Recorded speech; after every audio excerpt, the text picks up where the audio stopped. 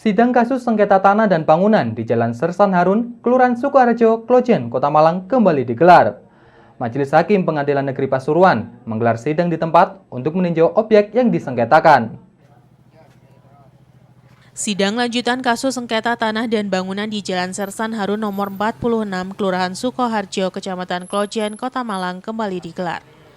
Pada sidang lanjutan tersebut, Majelis Hakim Pengadilan Negeri Pasuruan menggelar sidang di tempat, di mana sidang yang dihadiri oleh para kuasa hukum kedua pihak yang bersengketa dengan agenda meninjau objek yang disengketakan untuk mencocokkan dengan data. Kuasa hukum tergugat Leo A. Permana mengatakan bahwa objek yang disengketakan yakni tanah dan bangunan ruko merupakan milik kliennya yakni Haryani dan Aris Kuntoro. Kliennya telah membeli dari suami penggugat Lydia Belina dan diketahui oleh penggugat sendiri dan secara hukum sudah sah. Kami mewakili dari dua klien. Yang pertama adalah Ibu Haryani, di mana yang hari ini adalah saudara dari penggugat, ipar, di mana suami dan ayah dari penggugat ini telah menjual pada tahun 2011 kepada klien kami Ibu Haryani, yang di mana istrinya pun mengetahui si penggugat satu Lydia Belina. Itu jelas dilakukan di notaris PPAT Sulasi Amini. Nah, 2017 kemudian kalau tidak salah si suami penggugat yang bernama Singgi Gunawan itu meninggal dunia. Dari rentan waktu dari 2019 sampai 2017 dan 2019 tidak pernah ada masalah dan tidak pernah ada gugatan. Dan sertifikat sudah bernama Ibu Haryani sejak jual beli terjadi 2011. Nah, kemudian Ibu Haryani menjual kembali kepada namanya Pak Aris Kuntoro yang kebetulan juga tetangga mereka di sini. Nah, karena memang tidak ada sengketa sehingga bisa dilakukan jual beli, dan mereka pun yang mempersilahkan para jasa properti di atas tertulis dijual, dan mereka yang mempersilahkan orang-orang dari jasa properti tersebut untuk melihat lokasi ini. Nah, sehingga terjadinya pembelian jual beli antara Ibu Haryani yang berdasarkan hukum dan Pak Aris Kuntoro. Jadi hari ini sertifikat pun atas nama Pak Aris Kuntoro yang menurut secara hukum sah. Nah, tetapi penggugat tidak terima. Lucunya sudah dijual, sudah terima uang almarhum suaminya, dan beliaunya juga ikut tanda tangan, tetapi tetap tidak menerima. Lucu ya ini. Seharusnya yang menggugat itu Pak Aris Kuntoro, bukan si penggugat. Pak, berarti 2 unit ruko ini sudah dijual, Pak ya? Sudah dijual dan sudah laku secara hukum. Sementara kuasa hukum penggugat Ahmad Siswanto mengatakan bahwa gugatan ini dilayangkan oleh penggugat atau kliennya karena merasa tidak menjual tanah dan bangunan tersebut yang merupakan warisan dari orang tuanya. Sehingga kliennya yang awalnya merasa tidak menjual dan sertifikat sudah berubah nama, melakukan gugatan kepada tergugat 1 Haryani dan tergugat 2 Aris Kuntoro. Kuasa hukum penggugat juga menjelaskan bahwa tanah dan bangunan ini awalnya tidak dijual. Namun kliennya yang kesulitan ekonomi, kemudian sertifikat tanah dan bangunan dibalik nama ke Haryani untuk dijaminkan ke bank. Namun kliennya kaget ketika sertifikat tanah dan bangunan sudah beralih ke pihak ketiga dan telah berubah nama. Sebelumnya, penggugat 1 yakni Lydia Belina dan penggugat 2 Rocky Gunawan, serta penggugat 3 Riwan Gunawan, melakukan gugatan terhadap Haryani tergugat 1, Aris Kuntoro tergugat 2, dan turut tergugat yakni BPN serta notaris Paulus dan Sulasi Amini atas sengketa tanah dan bangunan di Jalan Sersan Harun 46, Kelurahan Sukoharjo. Ya, memang dalam hal ini ada satu terjadi gugatan ya. Yang pertama itu sebenarnya saudara kandung semua ya. Jadi kalau latar belakang terjadi gugatan itu karena pertama itu dari versi penggugat itu adalah harta warisan dari orang tua yang ditempati sampai sekarang pun dari keluarga Pak Singgi. Jadi sertifikat pertama itu adalah nama Pak Singgi. Memang dalam perjalanan sertifikat atau orang-orang itu ada kesulitan ekonomi ya, sehingga dibantu oleh saudara Haryani ya, itu untuk di take over di bank. Sehingga dengan take over itu harus dibalik nama atas nama saudara Haryani. Jadi secaranya ke sana. Tapi secara tiba-tiba mereka artinya sepihak bahwa tanah dan bangunan ini sudah milik Haryani gitu. Dan terjadi gugatan ini karena sama Haryani juga dialihkan kepada pihak ketiga. Dijual kepada saudara kandung Haryani. Jadi bukan kepada pihak ketiga yang baru. Kalau itu baru jualnya dari Haryani ke pihak ketiga dari Aris itu. Jadi selama ada peralihan itu sampai sekarang pun masih ditempati oleh saudara ahli waris ini juga dan saudara kandung itu. Kalau penggugat sih enggak ada. Tapi kenyataan memang sudah dijual ke pihak ketiga gitu. Simon Alfredo melaporkan. Seekor lutung Jawa ditemukan mati di hutan lindung Dusun Perinci, Dau, Kabupaten Malang. Satwa yang dilindungi ini dibunuh dengan keji hingga menyisakan kedua tangan. Diduga, lutung tersebut merupakan hasil perburuan liar oleh orang yang tidak bertanggung jawab. Kini, kasus tersebut sedang diusut oleh BKSDA Jawa Timur. Inilah foto lutung yang dibunuh secara keji oleh pemburu liar di kawasan hutan lindung Dusun Perinci, Kecamatan Dau, Kabupaten Malang. Pro Fauna Indonesia mendapatkan informasi adanya lutung Jawa yang ditemukan tergantung di pohon di hutan lindung Dusun Perinci Dau, petak 212 Kabupaten Malang. Lokasi ditemukannya satwa yang dilindungi ini sendiri merupakan jalur pendakian ke Gunung Buta. Jarak lokasi ditemukannya bangkai lutung Jawa tersebut sejauh 7 km dari pemukiman penduduk. Saat tim Pro Fauna dan Balai Besar Konservasi Sumber Daya Alam Jawa Timur atau BBKSDA menuju lokasi kejadian, lutung Jawa ini hanya tersisa kedua tangannya saja. Pihak Balai BBKSDA kini tengah berupaya mengungkap pemburuan liar lutung Jawa. Diduga pelaku mengetahui upaya penyelidikan ini sehingga berusaha menghilangkan jejak dengan mendatangi lagi lokasi dan membuang bangkai lutung yang semula digantung. Dugaan sementara lutung Jawa Malang ini ditembak oleh pelaku sebelum disisakan beberapa bagian tubuhnya. Perburuan lutung yang sangat keji dan biadab menurut kami. Kenapa saya bilang keji? Itu sudah tidak ada dagingnya. Dari foto yang ada itu disisakan kepala sama kulitnya yang itu digantung, diletakkan di tepi jalan pendakian menuju Cemoro Kandang. Jadi jalur pendakian itu ditaruh ditancapkan, jadi sangat menyolok ya, seperti itu. Daging lutung itu daging favorit bagi kelompok-kelompok yang suka minum minuman keras. Karena kalau dengan minuman keras, dengan memakan daging lutung, katanya efeknya itu lebih nendang gitu ya, jadi lebih dahsyat. Jadi karena terbukti kan dagingnya nggak ada, yang disisakan adalah anggota tubuh sama kepala dan kulitnya gitu. Dari kondisinya ini masih relatif baru, artinya ini menunjukkan memang ada perburuan atau pembunuhan. Menurut data Pro Fauna Indonesia sendiri, perburuan dan penangkapan satwa liar di kawasan hutan lindung wilayah Kecamatan Dau dan Kecamatan Wagir Kabupaten Malang memang sangat tinggi. Selain itu, Pro Fauna juga menemukan jerat satwa di kawasan tersebut. Kita menindaklanjuti informasi dengan adanya pemburuan satwa liar, di mana salah satunya diketahui bukti satwa liar ini jenis lutung. Ya, tadi kita bersama tim dari pihak perhutani dan teman-teman Pro Fauna menindaklanjuti informasi tersebut. Kebetulan ditemukan hanya bagian-bagiannya, yaitu tangan lutung tersebut. Namun demikian ini salah satu langkah kami bersama nanti dari pihak perhutani, Pro Fauna dan Gakum untuk menindaklanjuti kasus ini. Semoga bisa terungkap dengan langkah-langkah, mungkin kami yang akan berkoordinasi lagi dengan tim nanti, sehingga ini bukti langkah awal untuk membuka mengusut sampai tuntas kasus ini. Untuk itu kami mohon waktu dengan teman-teman, akan kami laporkan ke pimpinan, nanti arahan pimpinan bagaimana untuk menentukan selanjutnya. Yang jelas harapan kami ini bisa terungkap dengan kasus ini dan supaya tidak terulang lagi. Simon Alfredo melaporkan. Masih kurangnya kesadaran sebagian warga masyarakat untuk mematuhi protokol kesehatan Di Jalan Raya Tumpang, Kabupaten Malang, banyak pengendara terjaring operasi masker dan dikenai berbagai bentuk sanksi. Kegiatan operasi masker ini merupakan bagian dari upaya pencegahan penyebaran COVID-19 di fase menuju tatanan kehidupan baru, di mana warga masyarakat harus membiasakan diri dan mematuhi protokol kesehatan.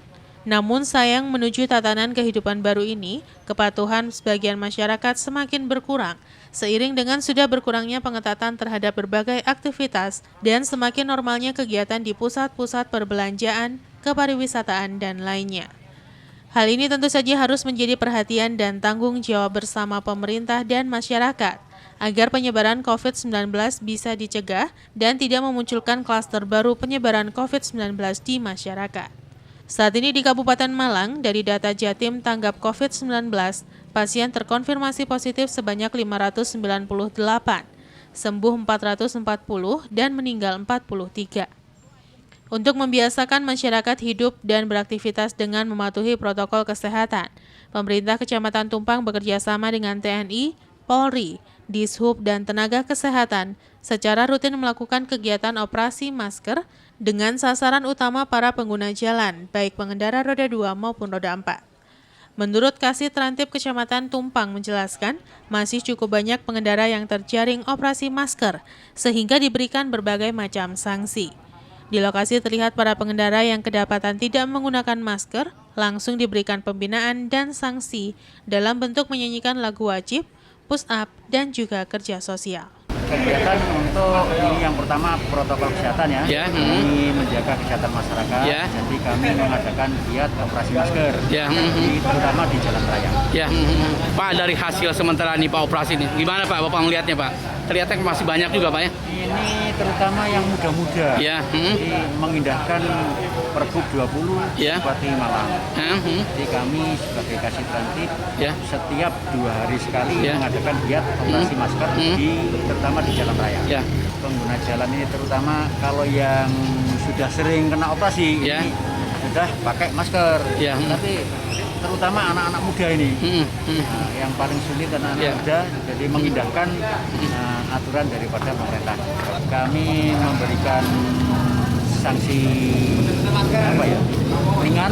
Jadi kalau yang masih muda saya suruh dan sebagainya. Terus yang masih pelajar ini saya mengusahakan lagu wajib masih ingat apa tidak, terutama Pancasila. Ternyata ini banyak yang nggak hafal, jadi Pancasila aja terbalik. Himbauan kami adalah demi menjaga kesehatan masyarakat, ini tiap 1 minggu sekali biasanya ini kepala desa akan ke kecamatan. Jadi saya usahakan nanti Pak Lurah terutama ini peran serta kepala desa karena untuk menghimbau warganya tiap keluar dan sebagainya ini harus pakai masker, cuci tangan, dan sebagainya. Berarti wajib mematuhi protokol kesehatan. Iwan Hikmawan melaporkan. Terima kasih Anda masih bersama kami dalam Info 7 Malang Raya. Diduga masih belum adanya TPS di kawasan Gubuk Lakah, Poncokusumo, lahan tebing di pinggir jalan berubah menjadi tempat pembuangan sampah. Kondisi tersebut harus menjadi perhatian pihak terkait agar keberadaannya tidak mengganggu pemandangan, terlebih di jalur kawasan wisata. Keberadaan tempat pembuangan sampah atau TPS harus menjadi perhatian serius pihak terkait agar keberadaannya tidak menimbulkan masalah baru bagi lingkungan sekitar. Masalah sampah yang dibuang masyarakat di pinggir jalan banyak kita jumpai dan bisa terjadi akibat kurangnya kesadaran untuk menjaga lingkungan atau karena fasilitas TPS yang belum ada. Seperti yang terlihat di pinggir jalan menuju kawasan rest area Gunung Bromo. 2 titik TPS terlihat di jalan alternatif dan di jalan utama menuju kawasan wisata Bromo. Keberadaan TPS di lahan tebing pinggir jalan ini sudah terlihat banyak. Sampah menumpuk di pembatas pinggir jalan dan jatuh ke lahan serta ke jurang. Menurut salah seorang warga menjelaskan, warga membuang sampah di kawasan tersebut sudah cukup lama, baik sampah rumah tangga maupun sampah sisa hasil pertanian. Hal yang sama juga terlihat di pintu gerbang masuk desa Gubuk Lakah, tepatnya di sisi kiri. Juga terlihat sampah dibuang di kawasan tersebut. Padahal jalan tersebut termasuk jalan utama menuju kawasan wisata Bromo Semeru. Banyak pihak berharap penanganan masalah sampah harus lebih baik lagi, termasuk fasilitas TPS yang harus disediakan, serta peningkatan kesadaran masyarakat harus terus diupayakan, sehingga semakin meningkatkan rasa memiliki untuk menjaga lingkungan masing-masing agar tetap bersih dan indah. Pak Sutopo, ini TPS ini sudah lama Pak ya? Tempat pembuangan sampah? Sudah lama. Berapa tahun Pak? Sekitar 5 tahunan. 5 tahunan Pak ya. Ini kenapa kok dijadikan tempat pembuangan sampah ini Pak? Karena nggak ada di sini kawasan? Tempat lain nggak ada. Nggak ada Pak ya? Tempat lain nggak ada, kalau di bawah Gubuk Lokal nggak boleh. Oh ya, ada juga pinggir jalan wisata. Oh, tapi di situ juga ada pinggir jalan, ada yang buang juga sampahnya Ada, Pak ya? Ada. Pak sebagai warga gimana ngelihatnya, terganggu nggak Pak? Kayak gini kan bau juga Pak? Ya kena kurang terganggu. Terganggu, harusnya memang segera ada Pak ya? Iya, Ada TPS Pak ya? ada. Ini berarti pembuangan warga mana ini? Warga Duet Tosari. Oh, 2 Tosari, warga sini aja, sekitar warga sini aja Pak ya? Iya. Nggak ada orang luar yang buang sini Pak ya? Nggak ada. Oh, jadi harapannya memang ada Pak ya? Ada pembangunan TPS Pak ya? Oh, iya. Terima kasih Bapak ya. Ya, sama-sama. Iwan Hikmawan melaporkan. Dewan Perwakilan Rakyat Daerah atau DPRD Kota Batu menggelar rapat audiensi dengan Wahana Lingkungan Hidup atau WALHI Jawa Timur di gedung DPRD Kota Batu. Dalam audiensi tersebut, perwakilan dari eksekutif hanya dihadiri oleh bagian hukum. Audiensi tersebut membahas tentang peraturan daerah rencana tata ruang wilayah Kota Batu. Bertempat di gedung DPRD Kota Batu, sejumlah anggota Komisi A, B, dan C menggelar audiensi bersama Wahana Lingkungan Hidup atau WALHI. Dalam audiensi ada beberapa kejanggalan. Yang pertama adalah perubahan RT/RW saat ini mendahului masa berakhirnya RT/RW sebelumnya. Kejanggalan berikutnya adalah tidak adanya 2 dokumen yang menjadi dasar pembahasan RT/RW. 2 dokumen yang dimaksud itu berupa dokumen peninjauan kembali terhadap RT/RW yang lama dan dokumen kajian lingkungan hidup strategis atau KLHS. WALHI Jawa Timur juga mempertanyakan perihal ruang terbuka hijau atau RTH yang hanya 10% saja di Perda RT/RW terbaru. Dalam pasal 23 disebutkan bahwa RTH privat hanya sebesar 10% saja. Sedangkan pada pasal 29 Undang-Undang Nomor 26 Tahun 2007 tentang penataan ruang disebutkan bahwa proporsi RTH pada wilayah kota paling sedikit 30% dari luas wilayah kota, serta untuk proporsi RTH publik pada wilayah kota paling sedikit 20% dari luas wilayah kota. Di sisi lain, Perda RT/RW yang baru dinilai WALHI Jawa Timur memiliki nilai eksklusivitas, terutama terhadap pemanfaatan mata air. WALHI Jawa Timur mengkritik isi Perda RT/RW yang baru karena berisi ketentuan bahwa sumber mata air Cemoro Kandang dikhususkan untuk perumahan Panderman Hills. Pihak pemerintah Kota Batu menjelaskan akan bersurat resmi ke eksekutif untuk meminta KLHS. Perda RT/RW sudah berada di pemerintah Provinsi Jawa Timur, yang disampaikan WALHI serta DPRD Batu. Ditegaskan bahwa dirinya bukan bagian untuk menjawab hal tersebut. Pihak yang berkompeten memberikan penjelasan adalah Bapeda. Hal ini akan disampaikan ke Bapeda karena bagian hukum perundang-undangan Pemkot Batu tidak menyimpan dokumen dan kapasitas menjawab itu adalah dari Bapeda. Bagian hukum perundang-undangan Pemkot Batu bertugas di bagian legal proses dan hukum serta dikoordinasikan dengan Bapeda. Diharapkan dengan dilakukannya audiensi Dewan bersama WALHI menemukan solusi jalan dalam mewujudkan pembangunan di Kota Batu. Evaluasi ke provinsinya ini harus lengkap. Nah, ini yang belum dilengkapi, sedang proses di provinsi gitu. Ke provinsi yang mengirim Bapeda. Yeah. Kalau di Biro Hukum yang belum, itu semua harus lengkap dulu. Makanya itu kelengkapan di Bapedanya itu yang harus lengkap dulu. Setelah lengkap itu diajukan evaluasi. Nah, kelengkapannya ini yang sedang proses dipersiapkan ini kelengkapannya. Ada persetujuan substansi dan sebagainya. Nanti bisa setelah di provinsi naik lagi ke kementerian. Itu yang tahu tahapan persisnya kan di Bapeda. Yang menyelesaikan proses itu di Bapedanya. Kalau nanti evaluasinya di Biro. Di Biro Hukum. Iya. Biro Hukum itu di mana, Bu? Itu setelah lengkap. Di provinsi apa? Iya, di Biro Hukum Provinsi. Setelah lengkap. Nah, ini dalam tahapan kelengkapannya itu tadi, memenuhi perlengkapannya itu tadi. Kalau bagian hukum berarti nggak mengoreksi apa isi? Ya sudah selesaikan pembahasan sebagainya kan sudah ada kalau terkait teknis substansi itu kan di leading sektor, SKP di leading sektor Bapeda. Kami itu terkait legal draftingnya dan koordinator penyusunannya. Ini undangan yang lain nggak datang, ada informasi apa Bu? Kok nggak datang? Kalau informasi saya juga kurang tahu. Yang penting kami diperintahkan ke sini. Karena sekarang ini berbarengan juga dengan kegiatan di Haris. Ada pembahasan Banggar Timgar dan ada des SKPD, beberapa SKPD ke sana. Dan kebetulan kan Ketua Bapeda juga di Timgar, Kabag Hukum di Timgar. Terima kasih. Yanto Yanjung melaporkan. Terima kasih Anda masih bersama kami dalam Info 7 Malang Raya. Menteri Pertanian Syahrul Yassin Limpo melakukan kunjungan kerja ke Bali Jestro. Dalam kunjungan tersebut, selain meresmikan Taman Seni Pertanian, juga memberangkatkan penyaluran bibit jeruk dari Kota Batu ke sejumlah daerah di Indonesia. Balit Bangtan melalui Bali Jestro menyelenggarakan launching TSP jeruk oleh Menteri Pertanian Syahrul Yassin Limpo. Adapun tema yang diangkat yaitu hilirisasi teknologi inovatif jeruk dan buah subtropika ke pengguna. Kegiatan ini dihadiri oleh Wali Kota Batu Dewanti Rumpoko, Kepala Badan Penelitian dan Pengembangan Pertanian Fajri Jufri, dan Rem 083 Baladika Jaya dan Kapolres Batu. Dalam peresmian TSP ini dilakukan pula penandatanganan perjanjian kerjasama antara Bali Jestro dengan swasta. Sesuai dengan nawacita, Kementerian Pertanian telah mencanangkan Indonesia menuju lumbung pangan dunia tahun 2045.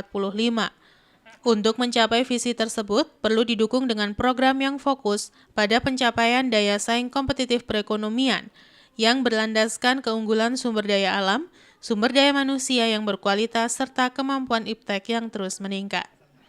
Produk TSP jeruk di On Farm yaitu pupuk Biojestro yang formulasi bahan pupuknya bersumber dari bahan organik dan mineral alami yang berkualitas, serta diperkaya dengan mikroba fungsional yang menguntungkan. Biojestro adalah pupuk ramah lingkungan yang diformulasi sesuai dengan kebutuhan tanaman jeruk. Dengan tanaman jeruk yang sehat, maka diharapkan daya saing jeruk Indonesia akan meningkat. Diharapkan, dengan beragam rangkaian kunjungan kerja Menteri Pertanian ke Bali Jestro Kota Batu, hasil dari penelitian bibit jeruk maupun produk Bali Jestro bisa mengawal visi misi Menteri Pertanian dalam mewujudkan sumber daya alam maupun sumber daya manusia. Kekuatan dari Jawa Timur, kekuatan dari Batu untuk mengatakan ayo makan jeruk Indonesia. Jeruk Indonesia tidak kalah dengan jeruk negara lain. Jeruk Indonesia memiliki vitamin yang sangat kuat, bahkan mampu menjadi energi bagi tubuh melawan, meningkatkan imun dan mencegah virus untuk masuk. Konsumsi buah Indonesia dengan varietas yang baik, insya Allah ini menjadi rahmat bagi petani buah kita. Contohnya di Batu ini, di Walia. Nah, intinya adalah mari makan buah jeruk Indonesia.